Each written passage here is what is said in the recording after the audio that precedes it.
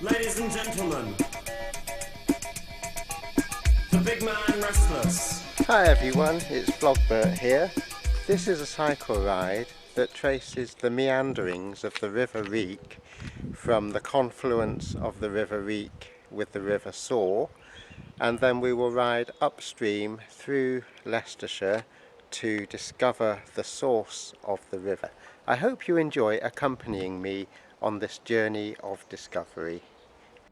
Well, we're on the road now and we're cycling through Syston. It's a lovely sunny day, as you can see. When you first start a ride, you're sort of going through a few sort of checks. Does the bike sound alright? Yes, it does today. How are the legs feeling? Yes, they're feeling okay. So far all's looking good. We're just coming out of Syston now, and we will be passing the meeting place where the Syston Cyclers Cycling Club meet, which is just here on the right by the Chinese takeaways. And here we are at the confluence of the River Soar and River Wreake.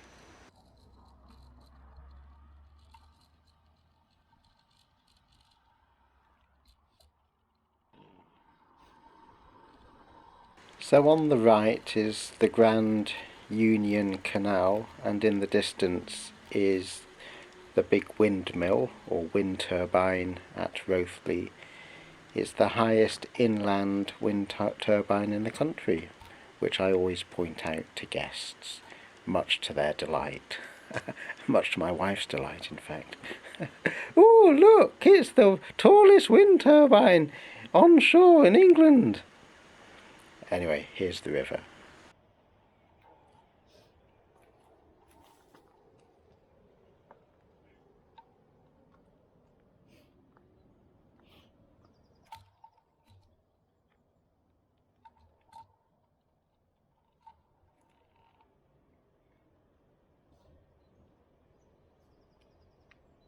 Hello, well here I am again. I'm on the boundary of Rothley, and this is where the River Wreake meets with the River Soar. Confluence, I believe, is the technical term. There is a confluence of two rivers, so you can hear the bird song. The sun is out. It's absolutely delightful. Anyway, enjoy the view.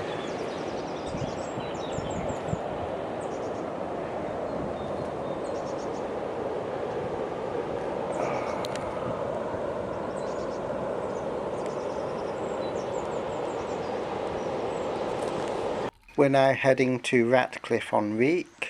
Interestingly, Wreake comes from an ancient, or from a Danish word, meaning winding or meandering. So west of Melton Mowbray, the river is known as the River Wreake, the meandering or winding river. I've just cycled 3 or 4 miles from Rothley to Ratcliffe on the Wreake. It's a modest bridge here, fairly modern, but behind me you can see what looks as if it was the old mill house, the water mill, and I don't know whether you can catch that there's an ancient stone bridge just behind it. On this ride I'm not taking in the major arterial rivers of the country, such as the Thames, the Severn or the Trent. This is much more a capillary river. It starts in deepest, darkest Leicestershire. The river migrates for 20 miles or so, where it meets with the River Soar, which in turn heads due north and heads up to the River Trent on the Derbyshire-Leicestershire border. The River Trent itself makes its way up through Nottinghamshire and Lincolnshire and enters the North Sea at Hull.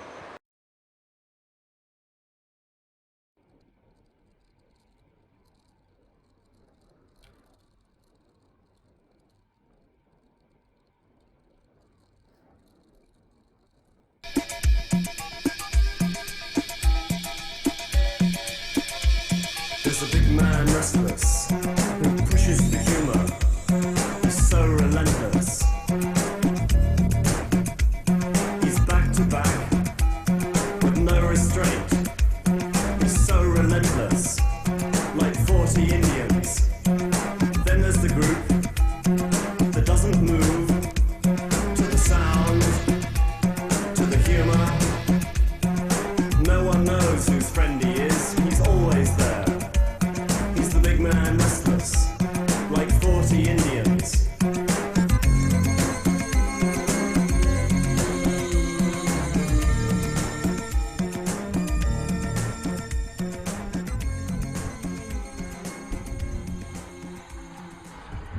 Well, hi again. Here I am in Thrussington, just maybe not even 2 miles away from Ratcliffe on the Wreake.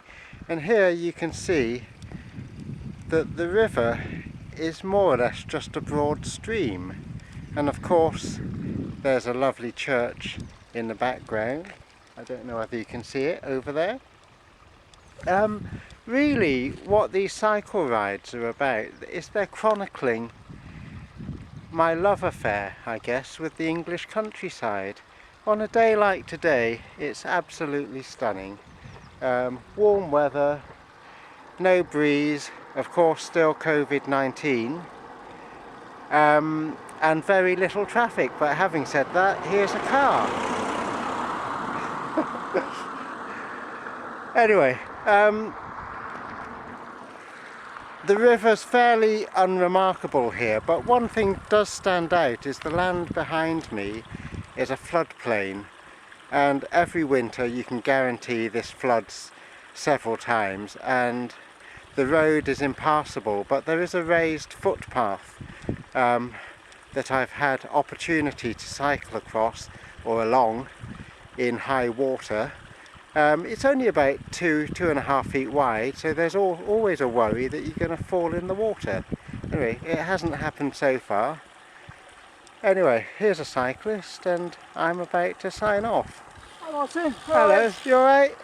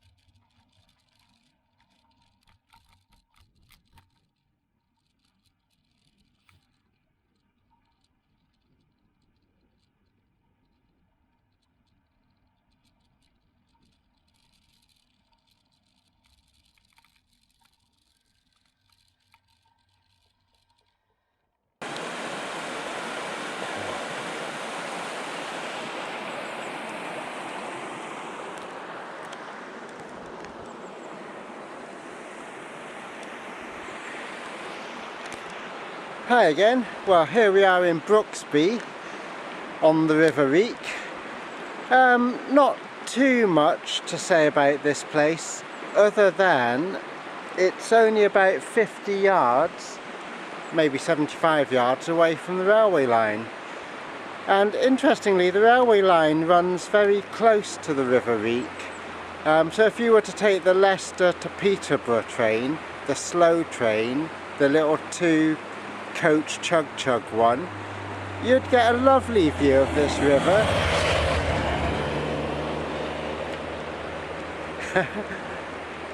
Did you see that motorbike spoiling my shot?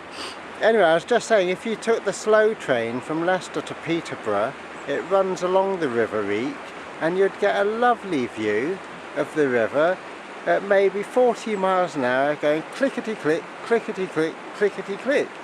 Oh, lovely. I must book a ticket.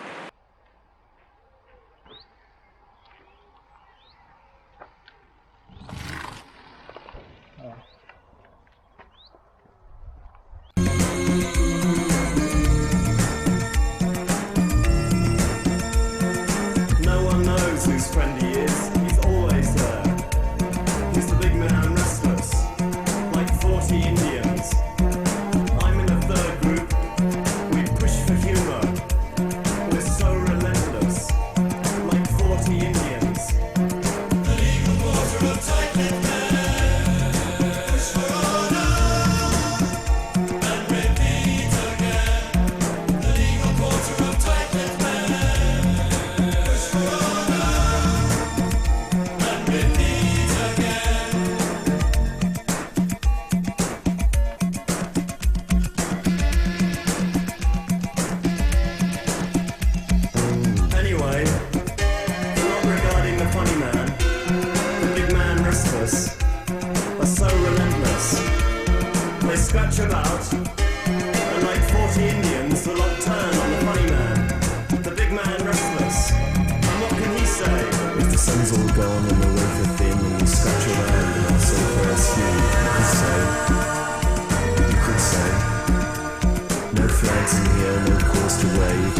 restless scratch in the final call, you could say. You could say.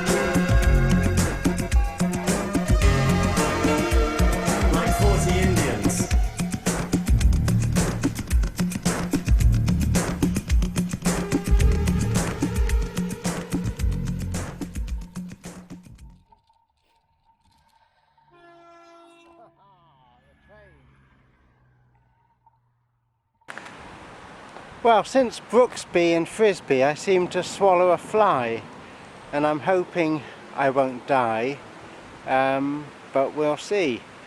Well, you've just seen some footage of me coming across some fields through Frisbee, well, this side of Frisbee on the Wreake, and you'll see that I was delighted when a train went past and to see all the little sheep in the field. There isn't much evidence really of the river, but there was a mill house in Frisbee on the Wreake which looked very, very lovely indeed. Anyway, on to the next stop, which is Ashfordby, and I think there's a mill there as well, so let's see. Aha, I found it. This is the River Wreake in Ashfordby. It's got a little bit more of a flow to it than by the mill. Anyway, this is gorgeous, isn't it? The dappled sun coming through the branches and the newly emerging leaves of the spring trees. This is gorgeous, and it's warm as well, look.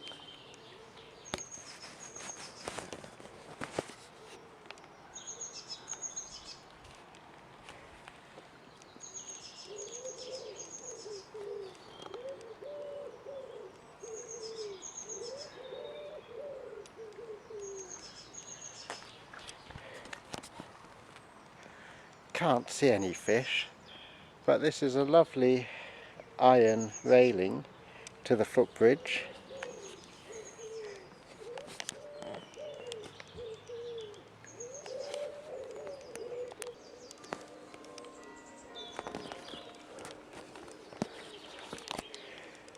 Hi everyone, this is Ashfordby Mill.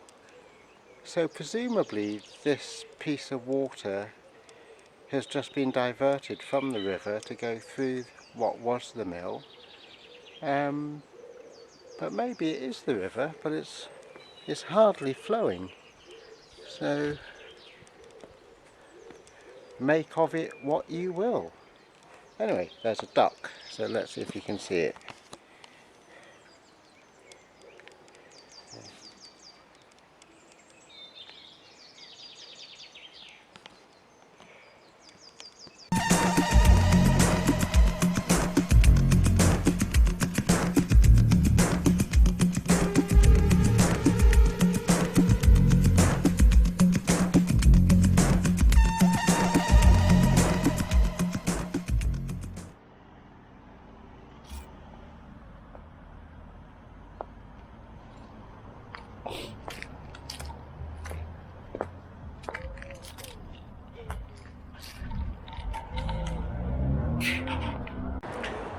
Well, an interesting thing happens down here.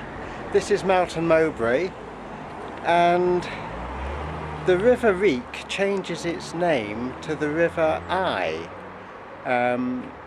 as it sort of heads up into the uplands of Leicestershire. So we'll be doing that bit tomorrow. For today though, a little bit about Melton Mowbray. It was mentioned in the Domesday Book in 1068, and there are records that Melton Mowbray as a settlement existed way before then. So you can see the cobbled road. This may have been a ford at one point in time.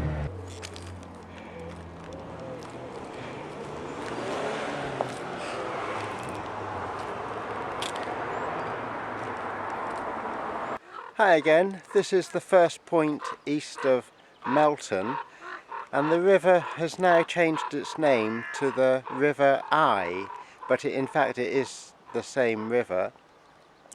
Eye is Old English and it literally means river. Maybe you can see behind me how small the river has become. It's barely more than a stream, but nevertheless still beautiful for it anyway. And I don't know whether you can see, but there are some minnows in the shallows there. I can't see any frog spawn, or any frogs for that matter.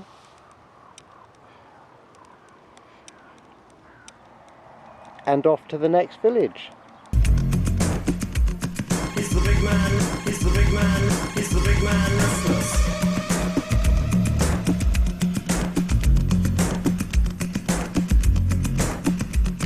If the sun's all gone and we're waving thin and we scratch around and our sort of girls here, you could say, no flags in here, no cause to wave, as the sun's no scratch in the final day. You could say,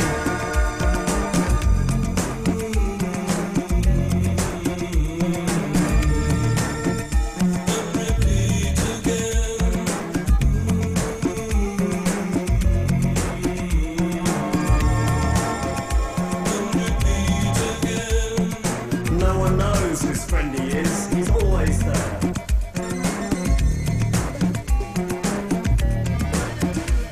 He's always there.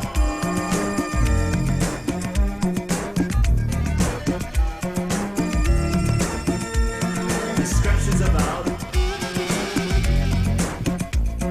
Scratches about. To the sound. To the humour.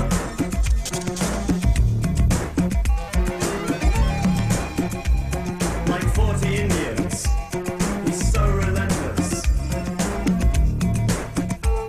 He's the big man restless.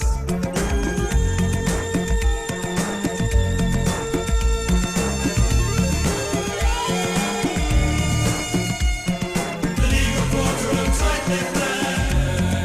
Push for all relentless and repeat again.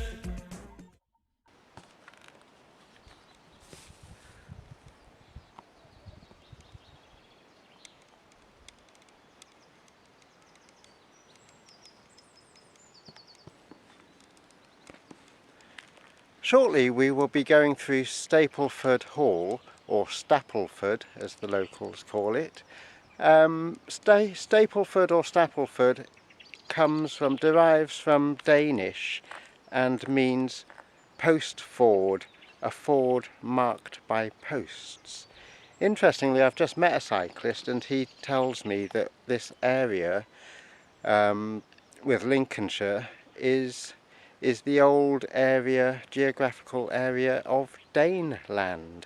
So once upon a time, in fact about 1200 years ago, the Danish were here. Hi again, this is the entrance to Stapleford Hall, and we're still under the restrictions of COVID-19, so access to the grounds is not possible today, and the signs are fairly self-explanatory. bog off. You're not welcome. Don't pass your infection to us. Okay, on to the next stop.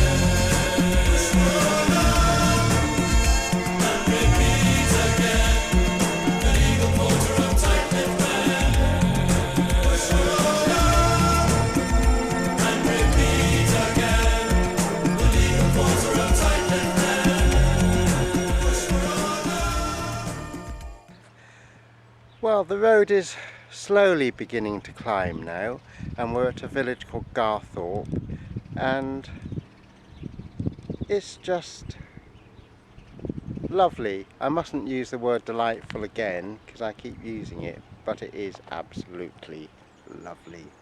And for the horse lovers amongst us, if you can just see, horsies.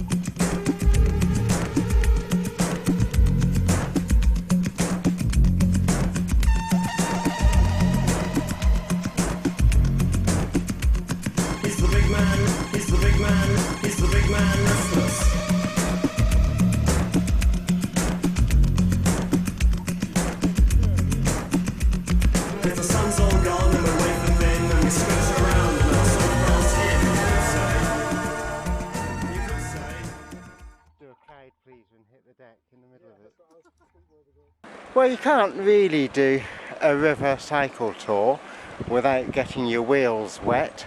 So this is Coston, and we've gone for a ford and we didn't fall off, so that's a bonus. Anyway, upwards and onwards we go.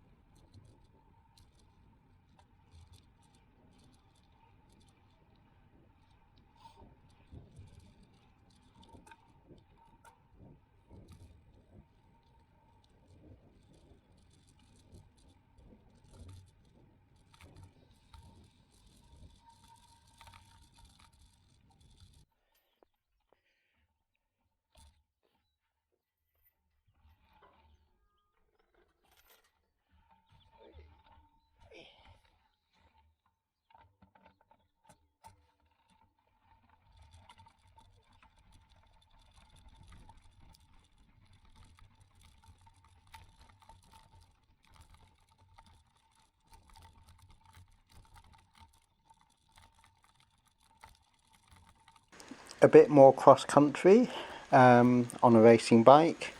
This reminds me of when I first started cycling when I was age 15, and my coach Malcolm, who would often lead the club rides, he would go, "Oh, I think I know a shortcut around here," and invariably it would be across a ploughed field the day after you had done a deep clean on your racing bike, and you'd come home absolutely plastered in mud, having to clean your bike again. So this is very reminiscent of those days, and it does make me chuckle a little bit that, you know, nowadays we need mountain bikes, gravel bikes, any sort of bike really, any excuse to have more than one bike. But back in the day, you just had one bike and it did everything, and they're more than strong enough to cope with a bit of smooth track like this. So now we're approaching, it's around here somewhere, the source of the River Wreake. So we've just come through a village called Bescaby, and I think maybe ahead that's Bescaby Woods that you can see, and I think that's Bescaby Hall, and the Ordnance Survey map and Wikipedia indicates that the source of the River Wreake is around here somewhere. So we're riding along the edge of a field, and you can just see the fresh shoots of whatever the crop is, and hopefully these geese won't attack me. And on the left you can see a lake. So for argument's sakes, I'm going to say that this is the source of the River Wreake. Eureka! We found it! This is the source of the River Wreake up at Bescaby. So Bescaby is was a deserted medieval village. Originally it was just a hamlet. Well, in the 1800s it was a hamlet of 4 houses with about 31 residents. It originates from at least 1300 years ago when the Danes settled here.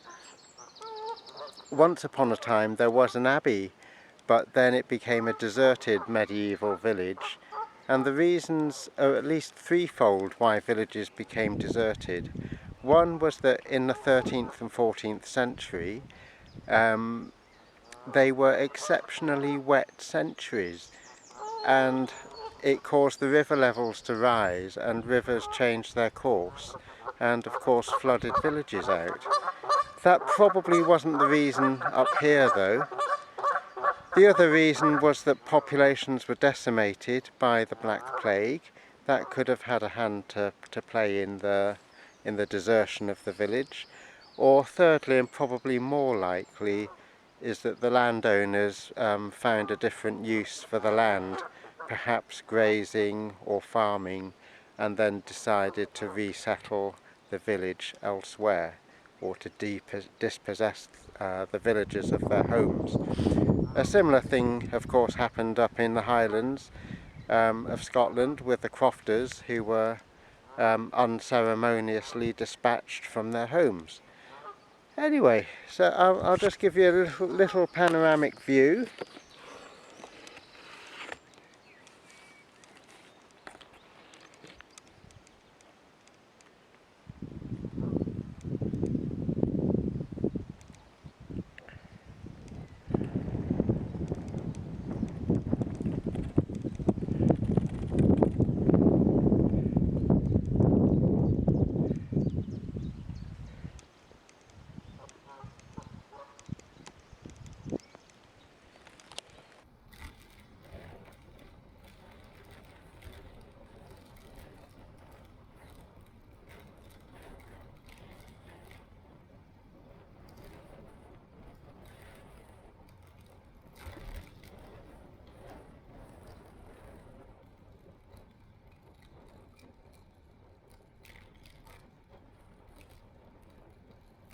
So we're in the home straight now. We've found the source of the River Wreake, and we're on I'm on my way home now.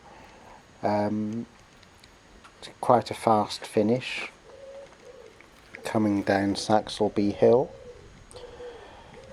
So I hope you've enjoyed the ride as much as I have. Perhaps we can take the countryside for granted in England, but in fact it is structured in a particular way, built over centuries and centuries. I hope you have found the story of the river as fascinating as I have found it. May you have a strong tailwind wafting you forwards. Until next time, cheerio.